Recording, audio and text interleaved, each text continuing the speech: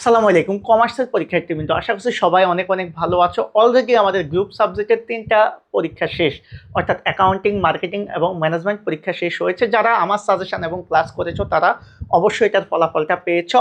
আর যাদের সামনে পরিসংখ্যান বা কৃষি শিক্ষা নাই তাদের কিন্তু সামনে কমার্সের সর্বশেষ যে গ্রুপ সাবজেক্ট এবং গুরুত্বপূর্ণ যে সাবজেক্টটা সেটা হচ্ছে ফিন্যান্স, ব্যাংকিং ও বিমার পরীক্ষা রয়েছে। তো এই পরীক্ষাটা আমরা জানি আমাদের এই পরীক্ষার আগে প্রায় 1 সপ্তাহ গ্যাপ, দ্বিতীয় পত্রের আগে জাস্ট একদিন গ্যাপ থাকে। সো এক্ষেত্রে আমরা কিভাবে খুব সহজে এবং খুব ভালোভাবে প্রিপারেশনটা নিতে পারবো সেটার জন্য আজকে আমি তোমাদের ফাইন্যান্স প্রথম পত্রের একেবারে সিকিউ কিভাবে সলভ করবা, কিভাবে কোন অধ্যায় থেকে পড়বা সেটার একটা স্পেশাল সাজেশন দিচ্ছি।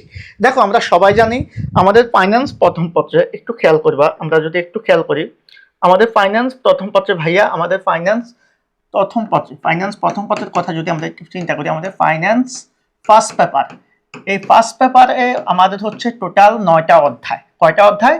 টোটাল 9টা অধ্যায়।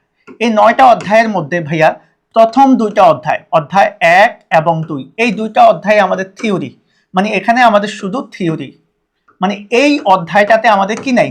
ম্যাথ নাই, সাধারণত ম্যাথ নাই।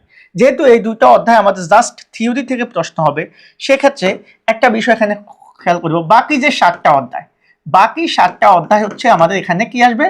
ম্যাথ। মানে এখানে ম্যাথ প্লাস থিওরি, দুইটা জিনিসই আছে, theory, math plus theory. So এই 7টা অধ্যায়, এখন ভাইয়া আমাদের টোটাল 9টা অধ্যায় হলেও আমাদের প্রশ্ন তো আসবে 11টা।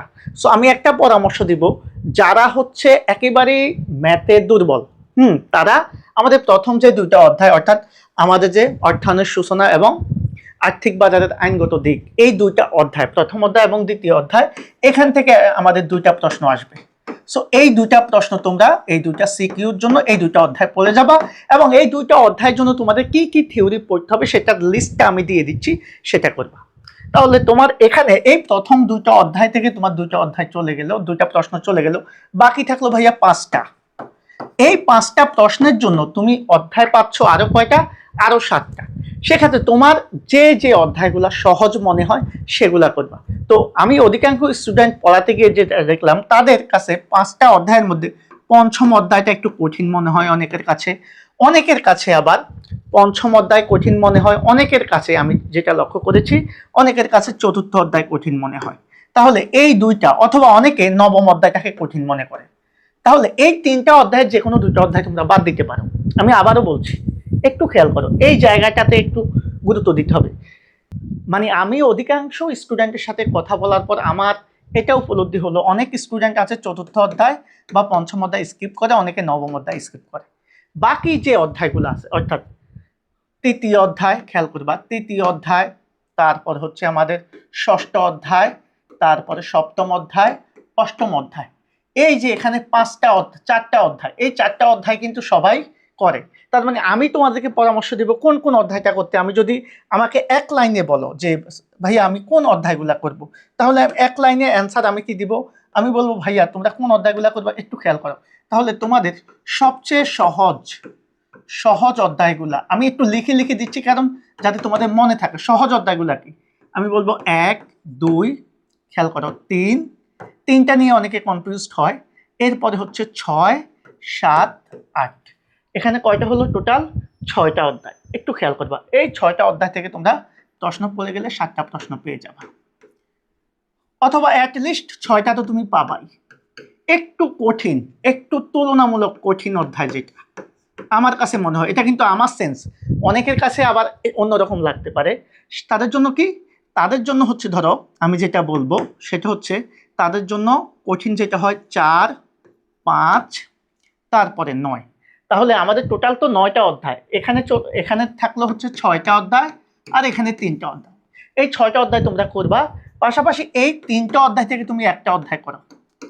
একটা অধ্যায় করলে তোমার টোটাল 7টা প্রশ্ন এমনিতে কমন আসবে, অর্থাৎ এই 6টা অধ্যায় এবং এখানে একটা অধ্যায়। এখন আরেকটা বিষয় এখানে লক্ষণীয়, এই যে 6টা অধ্যায় অনেকের কাছে মনে হয় যে ভাইয়া আমার কাছে 3 কঠিন মনে হচ্ছে, আমার কাছে 9 সহজ মনে হচ্ছে, তো তুমি 3-এর জায়গায় 9 রিপ্লেস করে নিবা, মানে 3 না করে তুমি 9 করবা।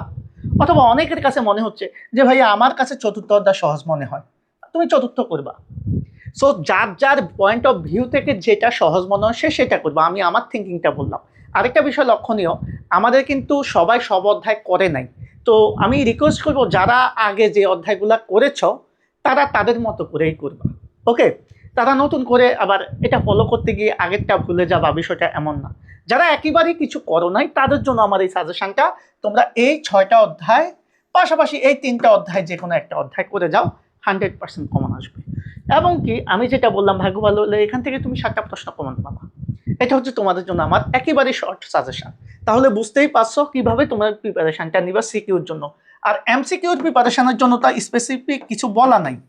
সো আমাদের এমসিকিউ প্রিপারেশনের জন্য প্রত্যেকটা অধ্যায় থেকে 3-4টা করে প্রশ্ন আসবেই, কোনো কোনো অধ্যায় থেকে 4টা-5টাও আসবে, সেটা আমরা দেখব। সো সেটা এমসিকিউ সলভে আমি দেখাবো। সো এমসিকিউর জন্য আমাদের সবই পড়তে হবে, বাট আমি বলবো যেহেতু সময় আছে, আমাদের ফার্স্ট পেপারে ভালো করার জন্য আমরা এই অধ্যায়গুলোকে একটু বেছে নিব। এর মধ্যে আমি সহজ এবং কঠিনগুলোকে একটু আলাদা করে দিলাম, তুমি তোমার মতো করে প্রিপারেশনটা নিবা। সবাইকে ধন্যবাদ। জাস্ট যারা যারা জানতে চেয়েছো যে আসলে আমি কিভাবে প্রিপারেশনটা নিব, কোন কোন অধ্যায় পড়বো, কোন কোন অধ্যায় বাদ দিব, তাদের জন্য আমার এই ভিডিওটা। আশা করছি অবশ্যই ভালো লাগবে।